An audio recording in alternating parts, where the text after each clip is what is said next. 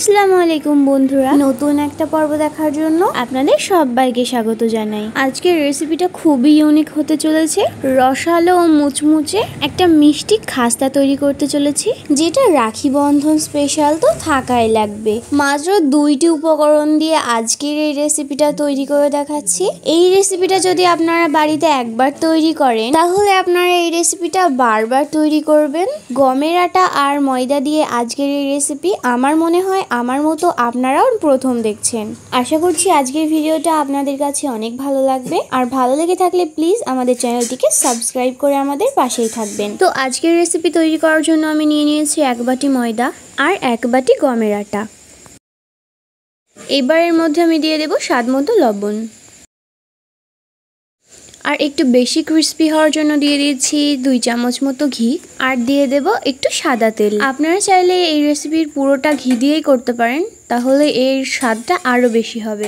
এবার এগুলো খুব ভালোভাবে ময়াম দিয়ে নেব। সম্পূর্ণ ভিডিওটি দেখতে থাকুন, তাহলে আজকের এই মজাদার রেসিপিটা আপনারাও বাড়িতে তৈরি করতে পারবেন। ময়াম দিতে দিতে যখন দেখবেন এটা ডেলা পেকে যাচ্ছে, তখন বুঝে নেবেন এটা তৈরি হয়ে গিয়েছে। এবার এর মধ্যে আমি অল্প অল্প করে পানি দিয়ে একটা ডো তৈরি করে নেব, আর ডোটা একটু শক্ত করে মেখে নেব।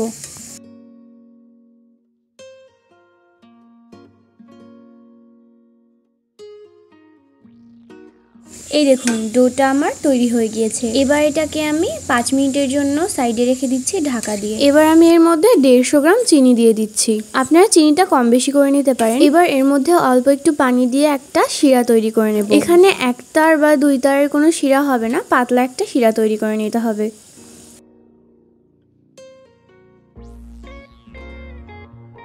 এবার এদিকে আমি একটা পাত্রে নিয়ে নিচ্ছি 3 চামচ কর্নফ্লাওয়ার, আর দিয়ে দেব 2 চামচ ঘি, আর সামান্য পরিমাণে সাদা তেল দিয়ে দেব। এবার এগুলো দিয়ে খুব সুন্দর একটা মিশ্রণ তৈরি করে নিতে হবে। এই ব্যাটারটা কিন্তু এরকম ঘনই হতে হবে। এবার আমি যে ডোটা রেখে দিয়েছিলাম সেটা থেকে খুব ছোট ছোট করে লেচি কেটে নিচ্ছি। এবার একটা লেচি নিয়ে আমি একটু ময়দা দিয়ে এটাকে বেলে নেব। ভিডিওটি স্কিপ না করে সম্পূর্ণ ভিডিওটি দেখতে থাকুন, তাহলে আজকে এই রেসিপিটা খুব ভালোভাবে বুঝতে পারবেন।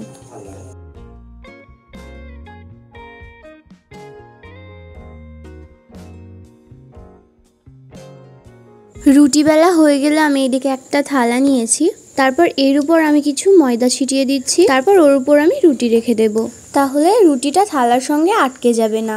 তারপর ওর উপর আরো একটু ময়দা ছিটিয়ে আমি এইভাবে সবগুলো রুটি রেখে দেব। এইরকম করে আমার 7টা রুটি তৈরি করা হয়ে গিয়েছে। তারপর একটা রুটি নিয়ে নিয়েছি, তারপর কর্নফ্লাওয়ার আর ওই ঘিয়ের মিশ্রণটা দিয়ে এর উপর অল্প একটু করে লাগিয়ে নেব। খুব সুন্দরভাবে রুটির গায়ে লাগিয়ে নেওয়ার পর এর উপর দিয়ে আমি একটু ময়দা ছিটিয়ে দিচ্ছি, তার উপর আমি আরো একটা রুটি দিয়ে দেব। এইভাবে করে আমি 7টা রুটি পরপর দিয়ে দিচ্ছি।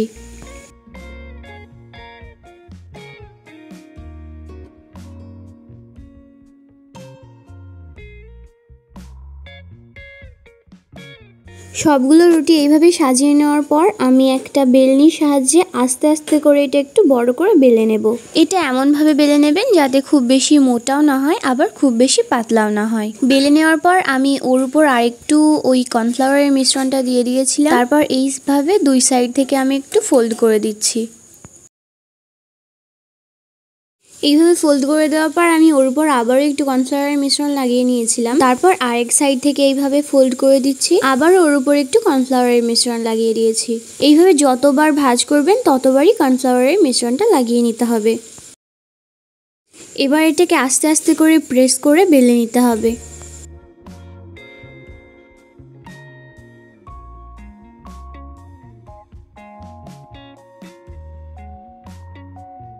বেলা হয়ে গেলে সাইডগুলো এইভাবে কেটে দেব, যাতে করে লেয়ারগুলো খুব সুন্দরভাবে বোঝা যায়। এবার মাঝখান থেকে এইভাবে একটা কাট লাগাবো, তারপর ছোট ছোট পিসে কেটে নেব এইভাবে লম্বা করে।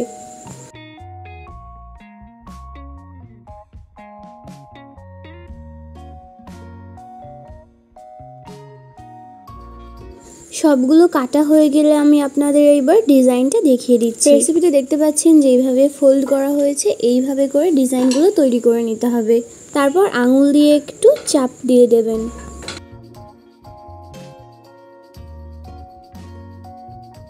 আর এইভাবে করে আমি সবগুলো নাস্তা তৈরি করে নিচ্ছি। দেখুন কত সুন্দর দেখতে লাগছে। এরপর গ্যাসে একটা প্যান বসিয়ে দিয়েছি, তারপর তেল গরম করতে দিয়ে দিয়েছি। তেলটা গরম হয়ে গেলে আমি এইগুলো খুব ভালোভাবে লো ফ্লেমে সময় নিয়ে ভেজে নেব। যত সময় নিয়ে ভাজবেন এইগুলো তত ক্রিস্পি হবে আর ভিতরটাও খুব সুন্দর ভাজা হবে।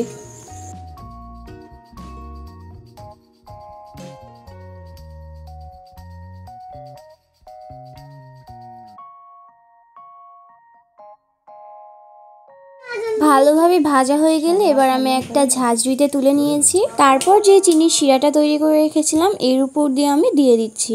এটা কিন্তু উষ্ণ গরম থাকতে হবে।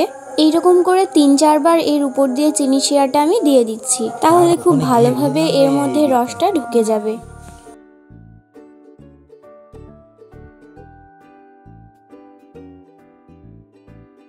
আজকের আমাদের এই রসালো মুচমুচে খাজার রেসিপি খাওয়ার জন্য পুরো প্রস্তুত হয়ে গিয়েছে।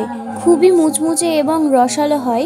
আপনাদেরকে একটু ভেঙেও দেখাচ্ছি, দেখেই বুঝতে পেরেছেন কতটা সুন্দর হয়েছে। আমার রিকোয়েস্ট, আপনারা একবার হলেও বাড়িতে এই রেসিপিটি তৈরি করে দেখবেন।